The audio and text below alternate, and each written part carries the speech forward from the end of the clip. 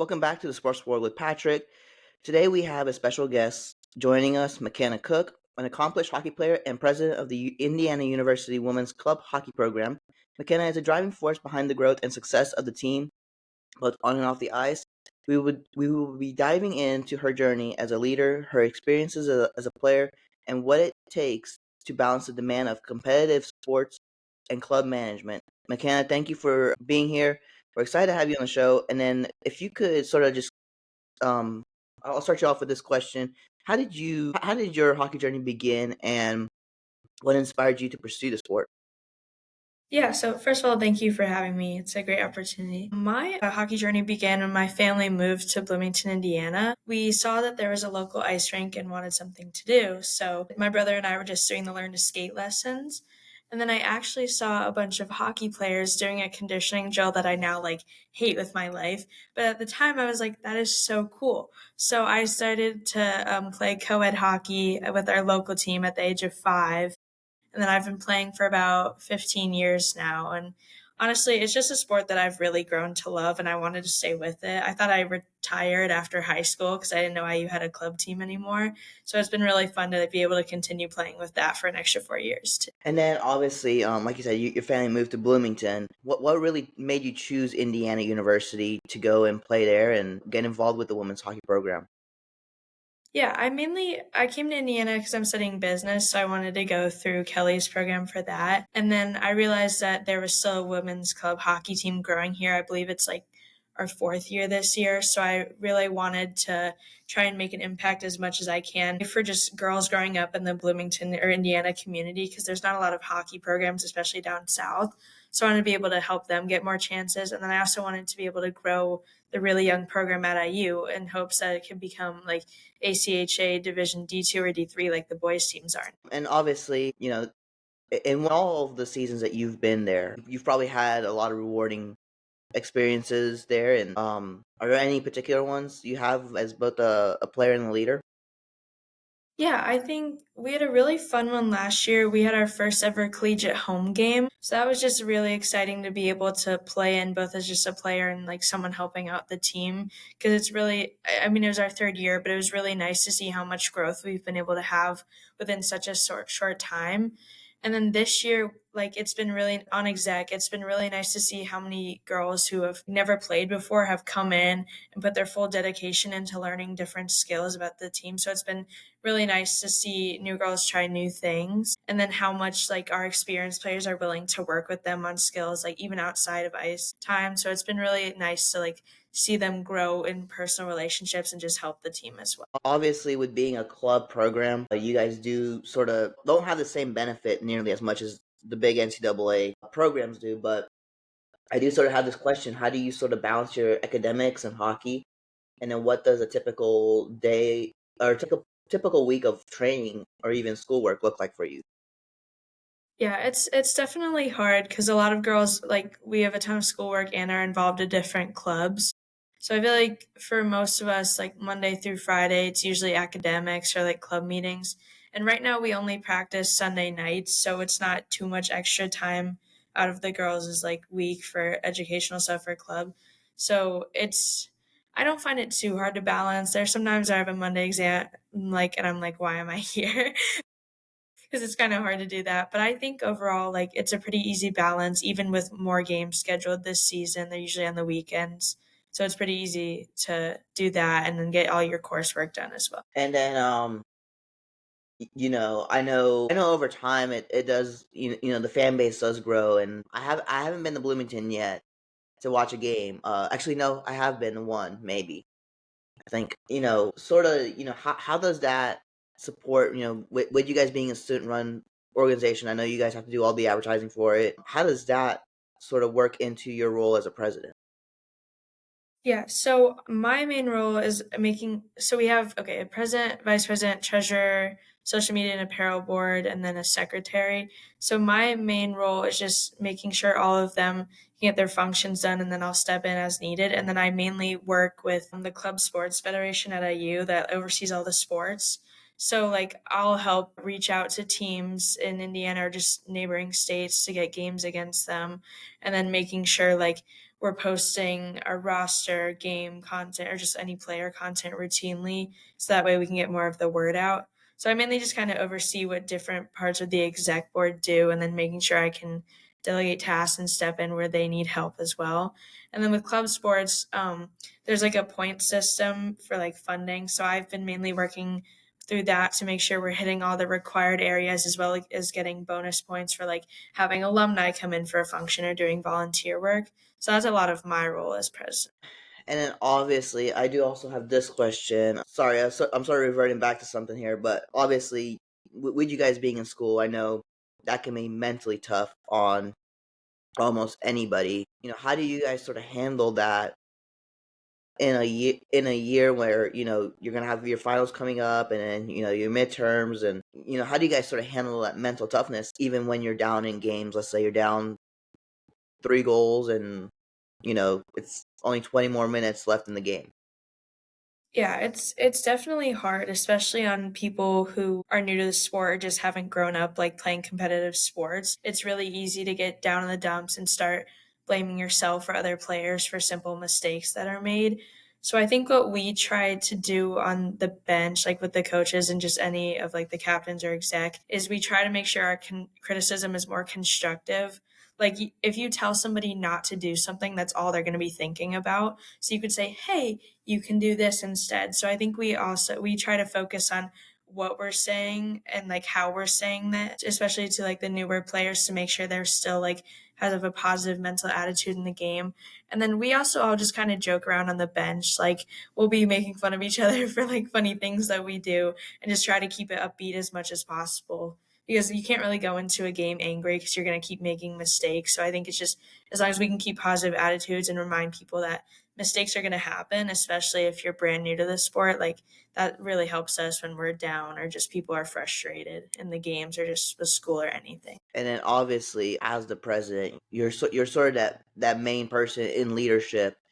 And I've almost asked almost everybody if possible, in your opinion, what's the importance of the communication between the leadership of the group for your player groups, and how important is it for leadership and the coaches to be talking at the same time, and that communication to have between the team? How does that help you guys become a successful team?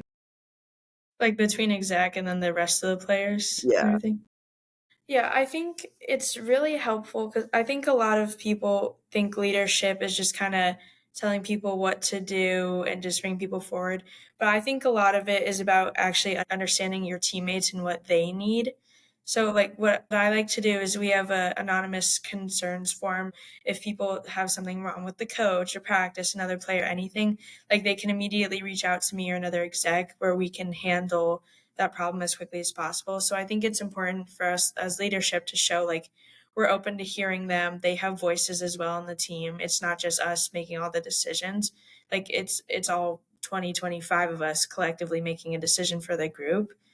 And then I would also say it, as I said, it's like it's about understanding your players. So if I had one that grew up playing soccer and I'm used to that sport, I usually try to explain positioning or just any part of the game in a way that relates to soccer so that they understand it better. So I think it's just important to learn about their interests, what they love, anything you can do to try to make their life easier to understand a concept or just what their mental like what they're going through mentally and their understanding of the game. So I think that's a big part of leadership and how we've been able to connect with the new girls over things that they understand better than hockey and just make sure that they feel heard and represented as well. And then I do have this question because I know every club program does have their challenges, and the president's sort of the big one, that sort of takes on a lot of the challenges as a program. So what are sort of some of the biggest challenges you face as the president of IU hockey? Yeah, I think a big one is the like difference in skill levels. Again, like we take girls like me who have been playing since they were like 3, 4, 5 years old, and then we've had girls that just joined this past August. So a lot of times in practice, it's really hard to have drills that can be easy enough for the new people to do it, but it's still pushing the more experienced players enough where they can have a good practice and still enjoy playing the sport. So it's been really difficult trying to find that little like middle area that both parties can like work off of. But I think we've done a good job where it's like we can either split up practice and have like more experienced players work on the basics with the new ones while the rest of us will run a normal drill that pushes us more, or we can also just incorporate drills that any skill level can do. So that's been something that's really hard to like deal with, making sure we can help both parties with where they're at. And then I think another thing is just, I mean, that we're in the fourth year of it being a club, so not a lot of people at IU or hockey players outside of IU know about it. So it's been like really hard to get new people as well. So I think we're working on getting more Instagram posts out. I mean, this podcast will even help, just trying to gain more traction in the Bloomington and just US like communities to bring more people in. And then, is there as a president, as the president, is there like a particular moment or accomplishment that you're particularly proud of during your time at the moment with the program? Yeah, right now I would say I'm really proud of how we've grown from like this past year into this year. Last year we were struggling to get maybe 6 people at our practices and run like a good practice that pushed us. And this year I've been able to bring on a coach and have like 20 to 25 people at each practice. So I'm proud that I've and my team has just been able to bring more girls into the sport and keep the retention there, as well as bring in new girls like at different times throughout the year. So I'm just proud that we've been able to make it grow and continue to develop the team, even if we're bringing in different skill levels, because it's going to help us gain more people and just help the program develop each year if we can continue to do that. And then, obviously, you get to see sort of the culture of the locker room as a player. And obviously, a culture can make or break a team, and how coaches communicate stuff to the players. How would you sort of describe the culture of the team and the relationship between the players? Yeah, I would say we're definitely a very competitive bunch. Like, we all want to come into games winning, or just practice trying as hard as possible. But I think we're also very inclusive. Like I said, with the skill gap, like, I see more experienced players like finishing a drill and then going back to help new ones all the time, or just pulling them to the side to help no matter what, and or just asking questions about simple concepts to help people who don't want to ask, like if they feel embarrassed. So I think we do a really good job of being inclusive about each other and just making sure everyone feels like they have a support system and aren't isolated. And I feel like we all push each other as well. Like if we see people making a similar mistake, like each shift they're out on the game, we'll point it out to them or try to work with them next practice on it. And we want to push each other to be better. Like if there's a basic skill we can work on too, like we'll push ourselves to help the new players and refine our more skills in that. So I think that helps. And then I think we're all just kind of one big family. Like obviously there are people who are closer to each other than others, but I feel like every single girl on the team has push themselves to get to know all about their other teammates, like where they're from, what they love, just goofy, funny stories that they can share together. So it's a really good environment to be around. And even like off the ice, we'll hang out and we're doing a game night after practice this Sunday. We'll build gingerbread houses together, just hang out. So it's a really fun family that I've loved finding here. And then, obviously, you mentioned you guys are in your fourth season. You're planning on growing the program there at IU to get to ASHA Division 3 or Division 2. So what are sort of the initiatives or goals do you have to continue the growth of hockey or the women's club hockey program there at IU in order to get to the ASHA Division 3 and Division 2 levels? Yeah, so we've had a couple ideas of how to grow that this year. Right now, we're building a better relationship with the men's teams, both D2 and D3. That way, our clubs can support each other more, and we can provide our players with more people to work against and learn from. So we've been trying to do that just to help ourselves in the Indiana community to have those people to support us and gain more recognition through the boys' teams. We've also been working on gaining more funding by partnering with, I'm trying to think how to phrase this, but it's like Vertical Raise. It's like a site that helps like teams like raise money for like their donations or just to help them support. So we've been really trying to like gain more funding so we can get more games in during the season. We can hopefully get matching gear someday, just compensate for more ice costs so we can get more practices in throughout the week. And then for recognition, we've been in contact with mainly coaches for high school teams in Indiana or all girls teams, just saying, hey, I know your girls might want to play like full collegiate, like NCAA or ACHA, but we also have opportunity here for them if they want to come to IU. And just kind of we've been doing a good job of reaching out to the coaches in Indiana and other neighboring states, trying to say, hey, we have an opportunity for your girls if you would like. That way we can bring in more talent and just more members to our team. And then I do also have this question. So obviously, I know you sort of mentioned it there, where you guys don't have the matching equipment at the moment. I know this with club hockey, club hockey can be very expensive because you do have the player fee that happens with being a club program and not getting that NCAA funding from the school. Um, I know that can sort of probably make it hard to recruit players depending on how it goes. So how do you guys sort of um, you know face those challenges and be able to bring on a lot of players onto into the program? Yeah, I mean, it's hockey is definitely a very expensive sport with just gear and ice time for all the years. So right now our dues aren't like super high, at least compared to the men's team. So I think that also helps bring people in with the additional cost of like what it is to get jerseys and socks and just other gear.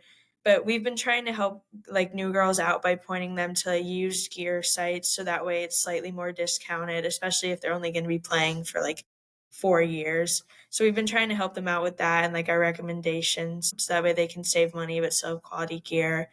And then we've been also trying to help with our lack of funding. We've been reaching out for to have a lot of fundraisers. Like one of my good friends made fudge for us to sell this past semester. We worked with Vertical Raise, like I said. We'll probably partner with Chipotle in the spring, trying to have like a dine and donate. So a lot of our funding, it's just coming through reaching out to these like fundraising sites to help that. And then again, like with club sports, we have like a point system. And so the higher you are up in the point system, you get more money. So I think it's also pushing myself and exec to get more points to help our team get more funding in the continuous years after this one. That will really help just help us with the getting the girls like good gear and just being able to fund more practice time and games and the matching gear, like I said. And then obviously, because I know Bloomington's not known, I can't remember if I asked it already, but Bloomington's not very well known for the hockey, and I think you mentioned it too. And I did talk to a few people earlier in the week, and we were talking about how when the football team's not doing good, they get a lot of fans. I know IU's very big on their basketball, definitely against Purdue. And so, how do you sort of compete with them for the fans? Because I know hockey season runs the course of both football and a basketball season, and there's other sports also on campus, but those are sort of the big two. So, how do you guys sort of face those challenges in getting people to come to the game? Yeah, it's definitely hard because everybody wants to go to the football games or the basketball games. But I think a lot of our fans, it's just like our families or good friends coming in. So we try to push the girls to encourage their friends to come in and buy tickets or just people around campus. Like I've reached out to a ton of my professors saying, hey, we have a game if you want to come support. Like I even had a high school teacher come in and watch our games before. So I think a lot of it is just like using personal connections right now because again we're pretty small and like gaining more recognition just at IU in general or just like in the US. So a lot of it's short with that. So I don't think we've had to deal with it too much overlapping with basketball or football. I think in future years though, if we can get more posts out on Instagram or just partnering with like Greek organizations so that they can also sell tickets and bring more people in, like that will help us grow and get more people nowhere near football or basketball, but like just bring more people into the ring. Yeah. And then obviously you mentioned it's been 4 years at IU. So how do you sort of see the women's club hockey program evolving at IU in the coming years? And what do you think can be done to bring more recognition and support to the women's hockey program? Yeah, I think as we continue to grow, we'll probably bring in players who want to continue playing at more of a skilled level, similar to how the boys has grown now, especially D2.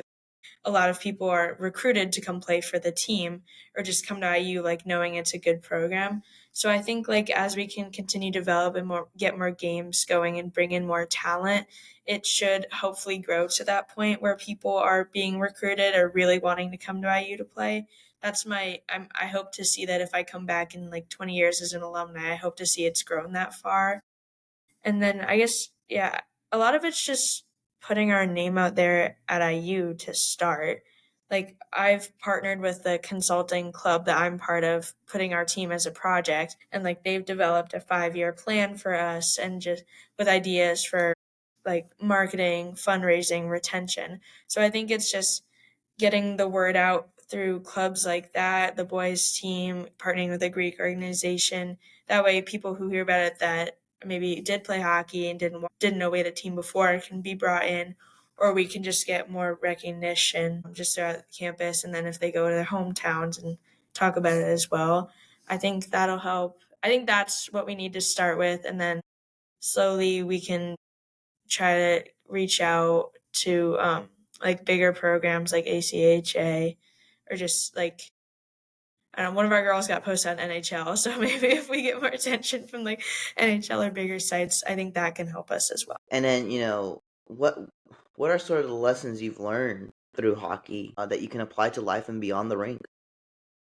Yeah, I think one of the big things is like problem solving and adaptability. You can practice any skill or play as much as you want, but every single shift in the game, it's completely different. Like you have no idea where the puck's going to go, who's going to be where, what's going to be open or not. So I think it's really taught me that like how to really quickly analyze like where people are on my team, the other team, what's open, so that way I can make a play. So I found that it's really helped me in problem solving. Like I want to go in consulting, and I think it's shown like I've seen a lot of what I've learned through hockey that I can apply to the projects that I've been on so far.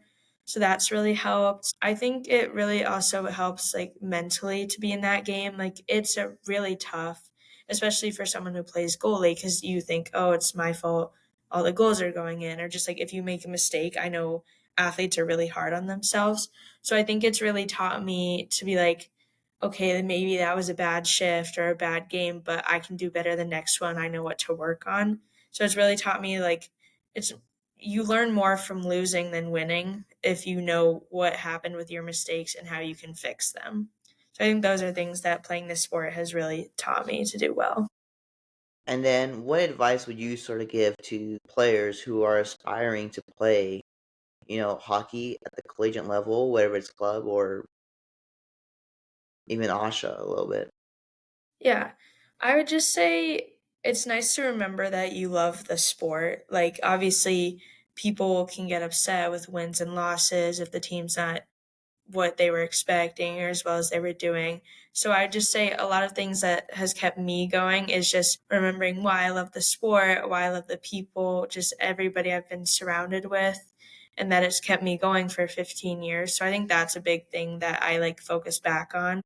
And then I would also say try to make a really big impact, even if it's like if the program is like 6 years down the line and running well, there's still something you can do to help people, like even local people. So I think it's look to make an impact on your teammates or just people around you as much as you can, because even a little thing can help it grow, and you want to leave your little path for the rest of to keep going. And then I do also have this question, what are your personal goals for the future in both in hockey and beyond? Yeah, for hockey, I have like 2 years left at IU, so I wanna continue getting more games on the schedule, getting more practices, just trying to give us as much of an opportunity to get back to where a normal team that a bunch of us have grown up playing on is like, and then just with that building a better relationship with the teams we're playing with, like we want to reach out more to like Notre Dame, Ohio State, like so I also just want to grow the program with like how much ice time we get, but also how much we can connect with the other teams, because we want to keep that relationship going to get more games in the future. And then I'm trying to think what else.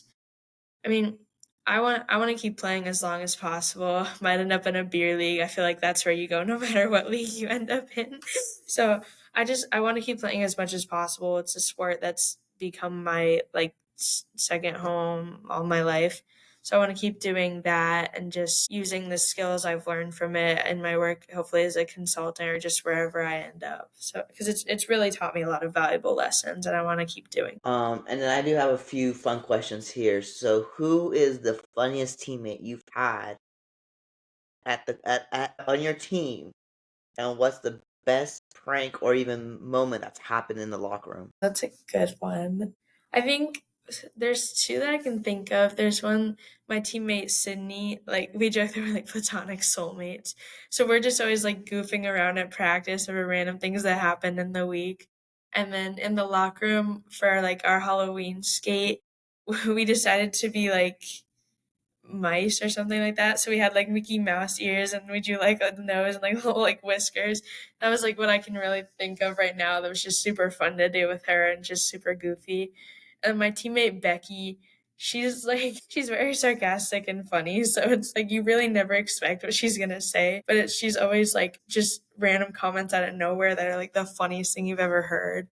She's always fun. I think she just comes in with like random stories about how like she dressed up as like a leprechaun with her old team, or she'll just like keep everybody super upbeat in the locker room. So she's really fun too. And then, if you could have dinner with any hockey player, past or present, who would it be and why? That's a good one. I'd probably say Gordie Howe. Like I grew up cheering for the Red Wings, and he was someone that was super motivational for me. Like I've read his little book and what he's been through and how he's pushed himself. So I'd really want to talk to him about his experience and what kept him going. I'd honestly take an autographed jersey if he was alive, but I think that'd be someone I'd really want to talk to. And then, do you sort of have any pregame rituals or superstitions you really have that sort of help you mentally prepare for any game that you go into? Yeah, I have a weird thing where it's like I always have to put on my right gear before my left, no matter what. Like every single game, or like if I win the game prior in a specific pair of like socks, like I have to wear that the rest of the weekend. Those are my little superstitions. And then a thing that usually helps me lock in is like 20 minutes before the game, I'll step out with my headphones on and I'll watch like whatever is on the ice at that game. That way it helps like lock me into the hockey mode and just the plays like I know I'm gonna be have to be making. So that's what I usually do to like lock in for a game and be ready to go. And you said you're a goalie, correct? I've played everything but goalie. Oh, So everything but goalie. yeah, everything but. No, no, I've heard so goaltenders I've heard have the weirdest superstitions. To be honest with you. Yeah. A lot of them, like I've had one where that they have to hit like both posts like every time the puck is dropped at a face off. Like they have to hit it with their stick no matter what. And then, obviously, McKenna, I do have this question also for you. What do you hope your legacy will be at at IU as part of the club team there? That's a good one. I'm trying to think. Um I really just I want to make sure that I'm known for leaving a super inclusive environment, that where it's like I made sure every single member felt heard and appreciated and like their voice matters as well. I think that's something that I really would like to be remembered for. And then I want to make sure that like I can make a super big impact on the Bloomington community as well. Like I want to work with young kids at the youth program, especially like the girls, showing that they can make it like this far or even farther if they really push themselves. So I just want to make sure that it's like I show that I'm inclusive and I'm like trying to build up the younger players in the community to push them to continue growing. Well, McKenna, it's been fantastic having you on the Sports World with Patrick today. Your passion for hockey and leadership insights are truly inspiring. Thank you for sharing your journey and the glimpse into the incredible work you're doing at Indiana University. And then also, before we wrap up, is there anything you'd like to share or any advice for aspiring athletes and future leaders out there? I think a lot of it is just having an open mind to obviously you're going to be playing with different teams your entire life. So it's just make sure you keep an open mind coming into that because they're all different, like skill levels or just the people and how they interact. So I think that's a big thing. And kind of like I said earlier, just kind of remind yourself why you love the sport and why you stuck with it. Well, thanks again for your time, and best of luck to you and your team this rest of the season.